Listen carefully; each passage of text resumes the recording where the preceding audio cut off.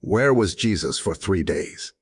The mystery of the harrowing of hell. We talk endlessly about Good Friday.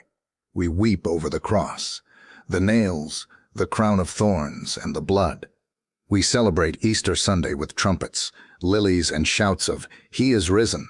But there is a day in between that the modern church rarely discusses. It is Holy Saturday, the day of silence, the day Jesus' body lay cold and stiff in the rock-hewn tomb of Joseph of Arimathea. But while his body was resting in the tomb, where was his spirit? Was he simply asleep? Was he floating in a cosmic void? Was he in heaven? The Apostles' Creed, recited by believers for nearly 2,000 years, includes a line that makes many of us uncomfortable and confused. He suffered under Pontius Pilate, was crucified, died, and was buried. He descended into hell. Why? Why did the Holy Son of God have to descend into the darkest place in the universe? Did he go there to suffer more? Did he go there to fight? Did he go there to rescue someone? This event is known by theologians as the Harrowing of Hell. It is one of the most mysterious, controversial, and yet victorious chapters in the entire Bible. It changes everything about how we view death. Many Christians have a sanitized view of Easter. We think Jesus died, pressed pause for 3 days, and then woke up. But the Bible paints a much more aggressive picture. It wasn't a nap, it was a mission. Jesus didn't go to the underworld as a victim, he went as an invader. He didn't go to serve a sentence, he went to serve an eviction notice. Today we are going to grab a flashlight and descend into the mystery of those 3 days. We are going to look at the geography of the underworld, the seizure of the keys, and the Great Jailbreak. We are going to discover that the greatest battle of history wasn't fought on the earth, but under it. Number 1. The geography of the underworld, Sheol versus Gehenna. To understand why Jesus went down, and where exactly he went, we have to fix our translation of the word hell. In English, we use the word hell as a blanket term for the bad place. But the Bible uses distinct words that mean different things. Gehenna, the lake of fire. This is the place of final judgment. This is where the beast, the false prophet, and Satan will ultimately be cast at the end of time. Revelation 20. Jesus did not go here. In fact, nobody is there yet. It is currently empty. Sheol, Hebrew. Hades, Greek. This was the abode of the dead. Before the resurrection of Christ, everyone who died, good or bad, went to Sheol. It was the holding tank of the departed. But Jesus reveals a fascinating detail in Luke 16, in the story of the rich man and Lazarus. He pulls back the curtain on Sheol and shows us that it had 2 compartments, separated by a great gulf that no one could cross. The place of torment. This is where the unrighteous, like the rich man, waited in agony. Abraham's bosom paradise. This is where the righteous, like Lazarus, Abraham, David, Moses, waited in comfort. Why were the righteous in a holding tank? Why weren't they in heaven with God? Because the blood of bulls and goats? Old Testament sacrifices could cover sin, but it couldn't remove sin. Hebrews 10:4. The debt hadn't been fully paid yet.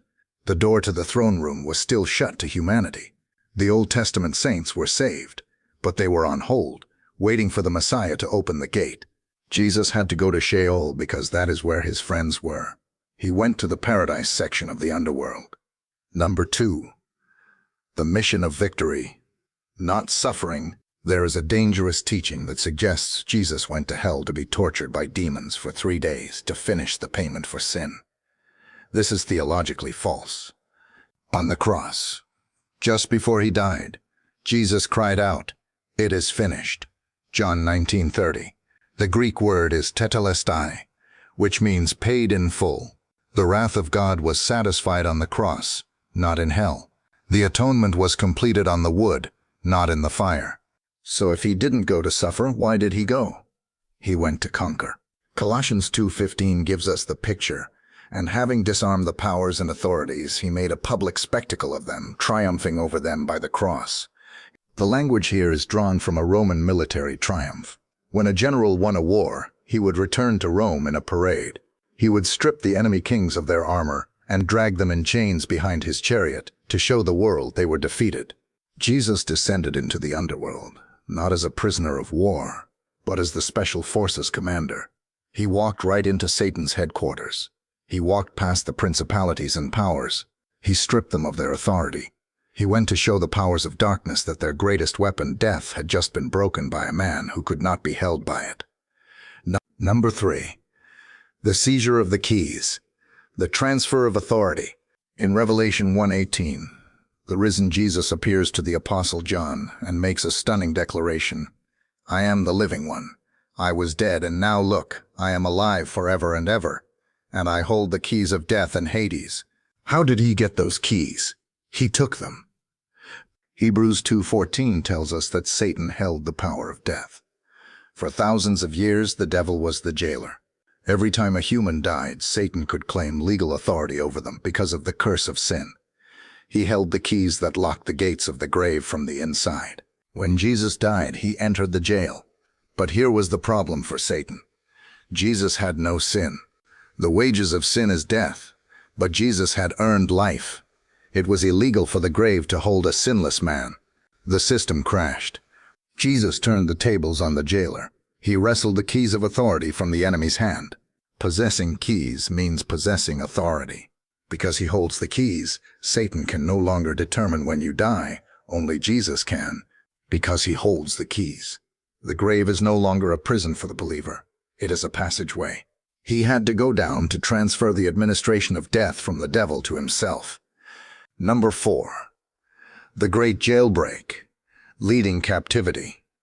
Captivity. This is perhaps the most beautiful reason for his descent. Ephesians 4:8 says, when he ascended on high, he took many captives, quoting Psalm 68:18. Who were these captives? They were the Old Testament saints waiting in Abraham's bosom. Imagine the scene. For thousands of years, Adam, Eve, Noah, Abraham, David, Isaiah, and Daniel were waiting. They had the promise of God, but they hadn't seen the fulfillment. They were safe, but they were still in the underworld. They were waiting for the seed of the woman to crush the serpent's head. Suddenly, on that holy Saturday, a brilliant light pierces the darkness of Sheol. The gates are ripped off their hinges, and there stands the Messiah, holding the keys with the scars on his hands. He says to them, the debt is paid, the blood has been shed. The road to the Father is paved. Pack your bags. We are leaving this place. Jesus emptied the paradise section of Hades. He took the saints out of the holding tank and marched them straight into the third heaven. He moved paradise from the basement to the penthouse. He had to go down to get them. He wasn't going to leave his faithful servants in the waiting room a moment longer than necessary. Number 5. The proclamation to the spirits.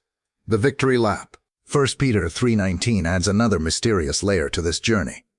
After being made alive, he went and made proclamation to the imprisoned spirits. Who are these imprisoned spirits? Most biblical scholars believe these are not human souls, but the fallen angels from the days of Noah, Genesis 6, who rebelled against God and were bound in chains of darkness, Jude 1:6. Notice the text says he made a proclamation. The Greek word is kerygzo, to herald or announce, not evangelizo, to preach the gospel for salvation. Jesus didn't go to save these demons. They are beyond redemption. He went to announce his victory. He went to the deepest, darkest dungeon of the demonic realm, Tartarus, to look the rebellious spirits in the eye and say, you thought you won by killing me. You thought you could stop the plan of God, but you failed. I have won. Your doom is sealed. It was a cosmic victory lap. Philippians 2:10 says that at the name of Jesus, every knee should bow, in heaven and on earth and under the earth. He had to go down to ensure that even the demons under the earth bowed the knee to his lordship. Number 6. The sign of Jonah. The legal proof. Jesus predicted this specific time frame in Matthew 12:40.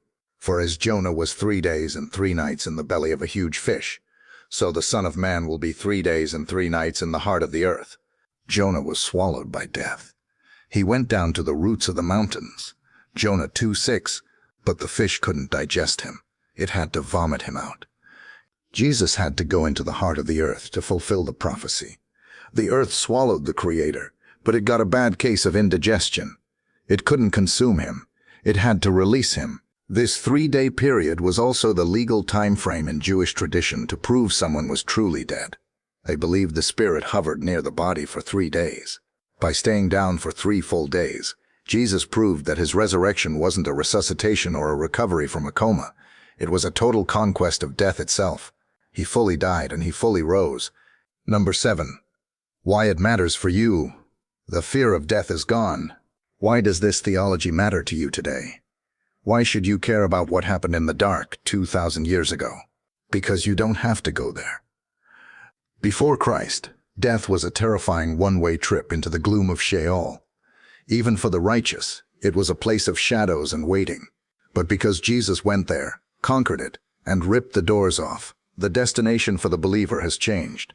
We do not go to Hades. We do not go to a holding tank. The Apostle Paul says in 2 Corinthians 5:8, "To be absent from the body is to be present with the Lord." When a Christian dies today, they bypass the underworld entirely. They go straight to the throne room. Jesus went through the horror of the darkness so you could walk straight into the light. He took the elevator down to the basement so he could bring you up to the throne. He faced the cold isolation of death so that you could look at the grave and say, "Where, O death, is your victory? Where, O death, is your sting?" 1 Corinthians 15:55. Conclusion: the descent of Jesus was not a tragedy. It was the greatest rescue mission in history. He invaded the enemy's territory. He disarmed the demonic powers. He seized the keys of authority. He liberated the waiting saints. And he paved the highway to heaven. So when you think of Jesus, don't just picture him on the cross. And don't just picture him standing by the empty tomb. Picture him in the dark, kicking down the gates of hell, staring the enemy in the face and saying, "Give me those keys, I'll take it from here." You serve a Savior who has conquered the grave from the inside out. Be fearless today. Revelation 1:18. I am the living one. I was dead, and now look, I am alive forever and ever, and I hold the keys of death and Hades.